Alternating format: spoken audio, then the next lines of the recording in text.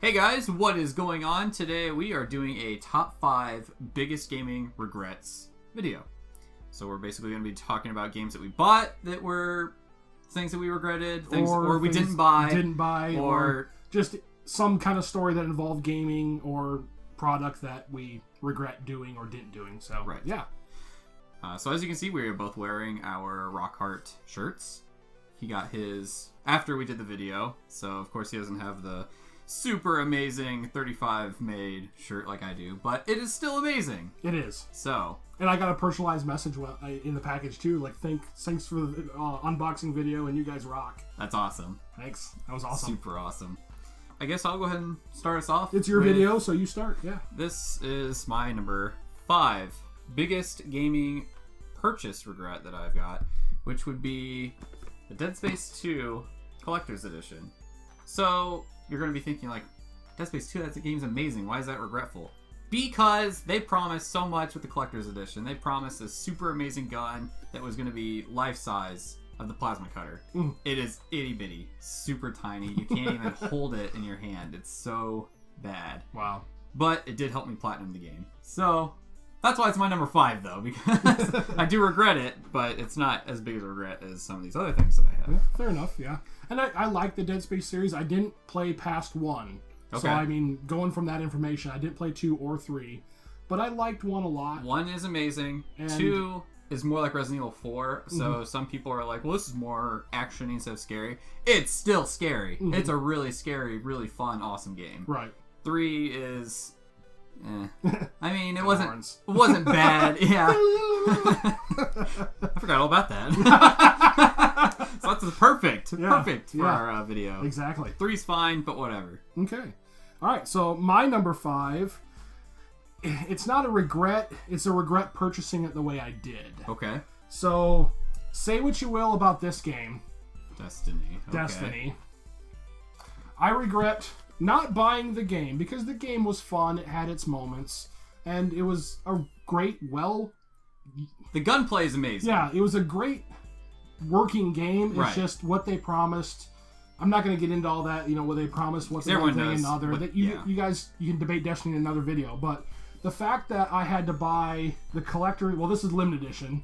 I didn't get the Ghost edition. Someone else did. And you can go into that in a second, but I'm going to say my bit. I don't regret buying this per se, but it's the fact that this came with the expansion pass, which was extra, and then I went and bought this one, which was the Taken King limited collector's edition, which included everything in this one for just as much, and I basically bought it twice. And then when the last one came out, I bought that one again, and it included all the previous expansions again. So, yes, I regret buying Destiny 3 goddamn times. And I regret the Ghost Edition, and the Taken King Edition, and oh my god. Yeah. So, don't regret the game. The game was fun. It had its moments, but I regret buying it 4, 3, 2, whatever many times. I was almost in my top 5, but he brought it, so I was like, eh. Well, I can fit something else in here now. Yeah, exactly. All right, so moving on. Number 4. So it's not necessarily that I regret buying them because they're collectible. It's the Castlevania games on Nintendo 64. This one is more expensive. It's like $40, $50, maybe. The reason why I regret them is because they're horrible. They are so bad. Almost killed the series for you? Yeah, it seriously did, because you were like, oh my god, 3D Castlevania. This is going to be amazing. Super Castlevania 4 is one of the greatest games ever made. Yeah, Symphony of the Night, same time as that. Just amazing game. Like, how do you mess it up this bad? So 3D really, really killed it. And I don't think I've played a single 3D Castlevania game that I've liked. I did like the first Castlevania 64 to a point. But as other YouTubers have shown, there are so many broken points. The camera's terrible. I don't know what to do once you have the Nitro. I have no idea. Yeah. So it's just one of those things where the game wasn't finished. But there were a lot of games on the N64 that weren't finished. Turok. Right. And yeah. So, but yeah, it was probably the worst entry of Castlevania of the entire series with maybe one exception. Yeah. Maybe. Maybe. So that's one of my most disappointing, at least 64 Castlevania purchases. Okay. But you are also going for the full collector. I was going for every Castlevania game. The only one I'm missing is Dracula X or Rondo of Blood, as it's super ridiculous. All right. Number 4 for me is another one he almost thought of. Is this gem of a game. The regret was the hype, I guess. Was really excited for it, and it's another like they promised so much, nothing was delivered. I know now they fixed a lot of stuff. They added the base building, they added it was too late. Yeah, way too late. I had already platinumed the game within the first 2 weeks, and yeah, I regret buying the collector's edition, let alone just the normal game. The cover of the game looks better than the actual game. Mm-hmm. It's horrible. It's like, even that. When did that happen? Yeah. So, I hope we're able to link the YouTube video of the No Man's Sky, like, promised vision, and then the Jurassic Park one. Yeah. I'll see if I can fit that in there. Yeah. Welcome to Jurassic Park.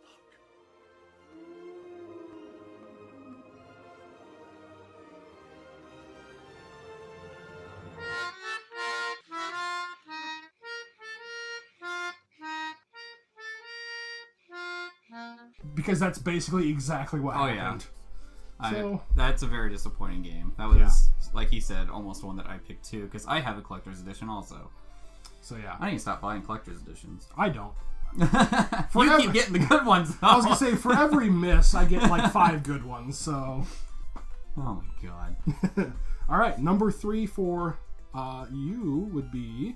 It would be... Not that I regret buying the games, because they're amazing games, and that would be the 999, Virtue's Last Reward, and the Zero Escape series, essentially. They came with... Zero-Time Dilemma. Yeah, they came with, like, these watches, which are basically a prop from the game. The story I have behind getting the third one is I pre-ordered the game as soon as it was announced, because I was so excited. They weren't even going to make the game. Right. It was only going to be a, like, visual novel on a cell phone, like an iPhone game. Mm-hmm. So I was really disappointed with that, but then they announced it. They're like, we're actually going to do it. Mm-hmm. And I was like, no, there's no way. So I pre-ordered it that day, as soon as they announced it, which should have given me the watch. Right.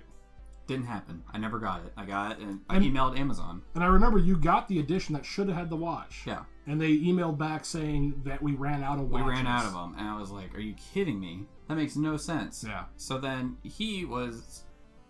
nice enough to give me. Yeah, I had it ordered through another store, and it actually came in, but I knew he was the bigger fan. He's the one who actually turned me on to the series. I never played 999. He got me on Virtue's Last Reward, and then I pre-ordered Zero Time Dilemma, the collector's edition with the watch, and I actually got it. The No-Nary games now. So. Right, yeah. Now it's out with all 3 on the Vita or PS4.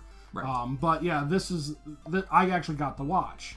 So I was just like, dude, you are a much bigger fan of it than I am. Here you go. Plus, the 999 watch and the Virtue's Last Reward watch go for buku. Oh, stupid amounts. Ridiculous amounts on now. eBay. So that's one of my bigger regrets. But my friend Sam did actually get 4 watches from Amazon. So that's where they all went. Yeah, Sam took them all. So he gave me one. I gave him one of the new sealed ones. So it all worked out. I really do wish I had the other 2. But I'm happy I have that one at least. All right. So my number 3, I don't have a prop unless you have yours handy. Oh yeah, I got it over here. Okay. My regret is this game right here. And it's not what you're thinking. I don't regret buying it. I regret that this is the first Persona game I've ever played. Shame. Yes. Very shameful. I just finished this game. I just platinumed it. Self shout out there. Good job. But it is the only Persona game I've ever played. I just started 4. I'm basically playing them backwards, but I missed all of them. Not just the numbered ones, but the Tensei ones, the Devil Summoner, like all Personas I've missed. They're so good, too. They're really hard. They are very, very hardcore. And I'm looking forward to attempting them now. But my biggest regret is not getting into the series before. So that is my 3rd most regretted endeavor there. So, yeah. Not much else to say about that other than I am going to make up for it. So It's an amazing series. You need to play all the Shin Megami Tensei games. All right, number two of my... and I almost brought this one. Of my biggest gaming regrets, number 2 is... Brink. Oh. Brink. What do you say about this game? What do you say about this game? So, I bought it.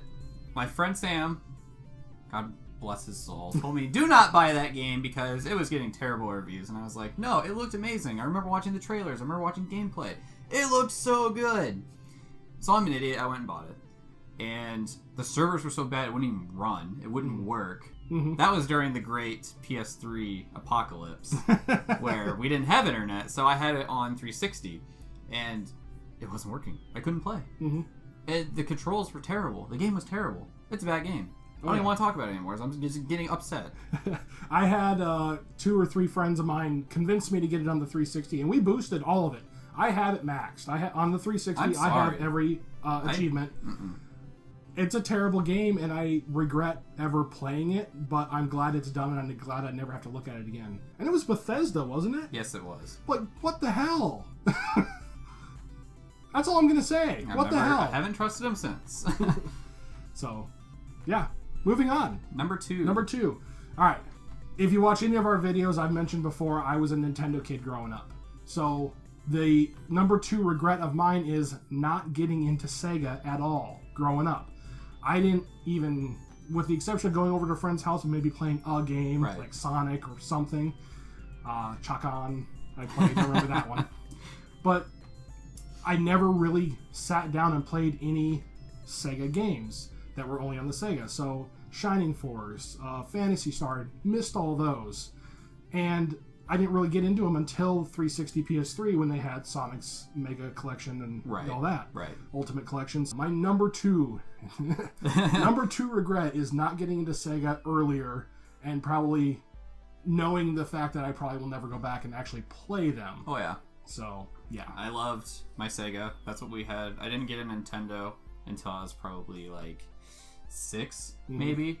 So, I mean, that was way after the Nintendo even came out. But I had a Sega. So we played Splatterhouse. That was, as most people know, my favorite Sega game. Splatterhouse 3.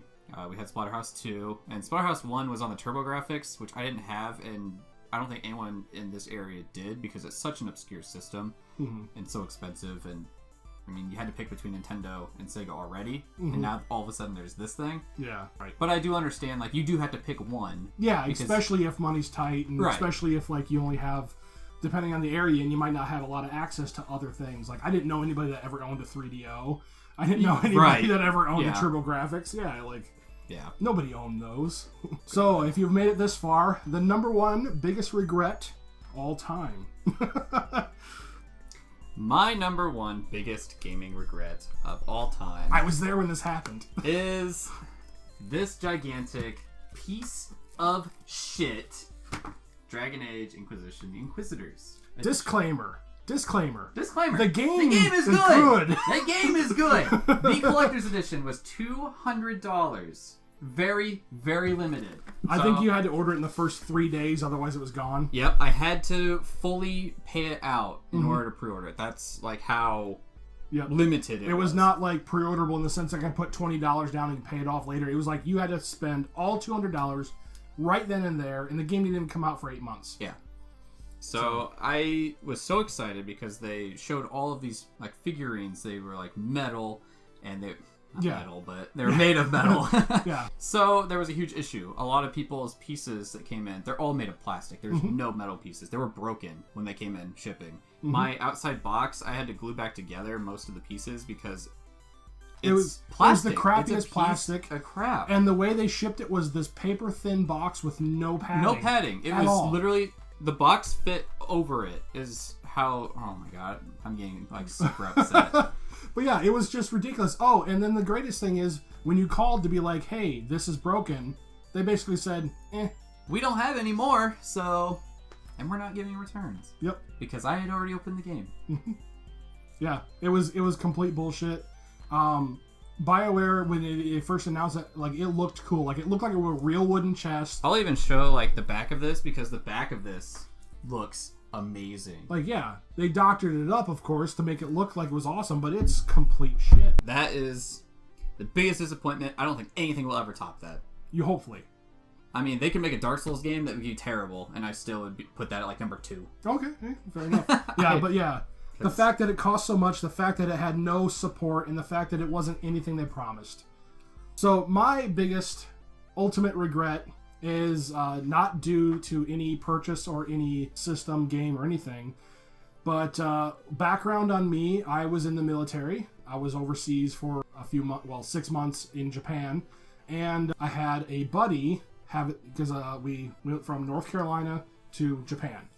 So I had a buddy take my systems to home and package them up, and then his wife was going to send them overseas within a week or two once we got our address and got established and knew where we were going to be for the next 6 months. So it was my N64, my PlayStation 1, and about 15 games. And then she put in like some other stuff, like, you know, a couple books that, you know, my friend wanted to have sent over and stuff like that, because you can only take so much in the plane. It was heavy. Right. So yeah, about 3 weeks later, you know, we tell her after the first week to send it. It gets there 2 weeks later. So 3 weeks into our 6-month deployment, we get the box. We get the notification from post office on base saying, hey, your box is here. Run down there. Run down there. I've been jonesing for video games. Get the box, you know, pick it up. It's like, this seems really light. Still sealed, still on top. Flip over the box. It's just folded, like, you know, 4 over that way, like no tape, nothing. Somebody flipped over, opened it up, took everything out. The books were still in there, and so like a few other items were still in there, but both my systems were gone and all my games. Horrible. She did get insurance on it. Nice. But she only insured it for $50 because that's how much it costs to ship it.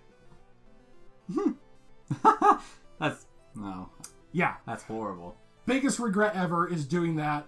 I got the systems back eventually, you know, just finding them and just getting them. I mean, they weren't uncommon. I mean, this was in '99, so I mean, PS1 and N64 were there. Right, we were still spending $100 for the console back then, and $70 on a game. 150, and yeah, you know, $40 to $60 on the games, and yeah, it just, I regret doing it because, I mean, looking back, I didn't really need the systems there. Right. And it was just you wanted to do something. Yeah. I mean, if you're in the military, if you've ever been in the military, when you're overseas like that, there's only 3 things you can do.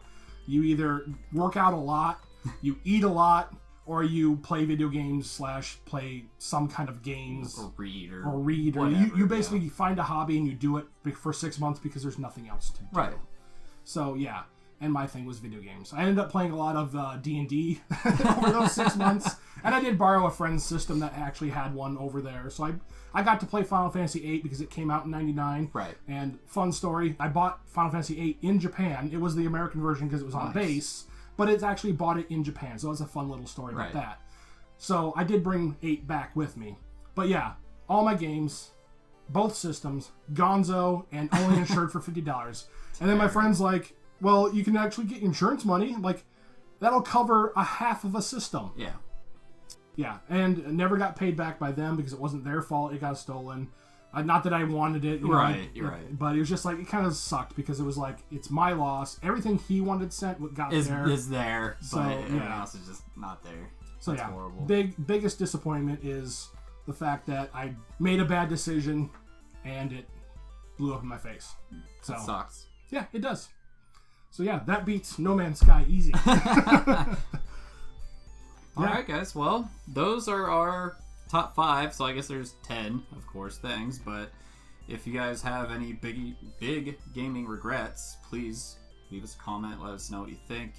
If you want more of these type of videos, also give it a like, and of course, if you haven't subscribed, give us a subscribe. Definitely. See you next time, guys. Hey guys, thanks for sticking around to the end of the video. If you had any regrets related to gaming, please leave a comment below, let us know what you thought of the video, give it a like, and of course, we'll see you guys next time.